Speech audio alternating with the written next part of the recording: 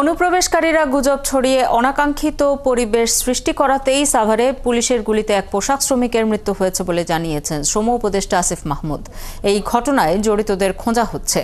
কোনো মালিক বকেয়া বেতন না দিলে আইন অনুযায়ী ব্যবস্থা নেওয়া হবে বলেও জানান তিনি। দুপুরে সচিবালয় আইন শৃঙ্খলা সংক্রান্ত কমিটির সভা শেষে তিনি একথা বলেন। এদিকে পুলিশের যেসব সদস্য এখনও কাজে যোগ দেননি তাদের আইনের আওতায় আনা হবে বলে জানান স্বরাষ্ট্র উপদেষ্টা। শারমিন ইরা রিপোর্ট। মঙ্গলবার স্বরাষ্ট্র মন্ত্রণালয়ে অনুষ্ঠিত হয় আইন শৃঙ্খলা সংক্রান্ত উপদেষ্টা কমিটির সভা। পরে সংবাদ সম্মেলনে স্বরাষ্ট্র উপদেষ্টা জানান, এবার দুর্গাপূজা নির্বিঘ্নে হবে। এ ব্যাপারে সব রকমের নিরাপত্তা নিশ্চিত করা হয়েছে। আইন শৃঙ্খলা ও পার্বত্য চট্টগ্রামের পরিস্থিতি আরও স্বাভাবিক করতে কাজ চলছে বলেও জানান তিনি।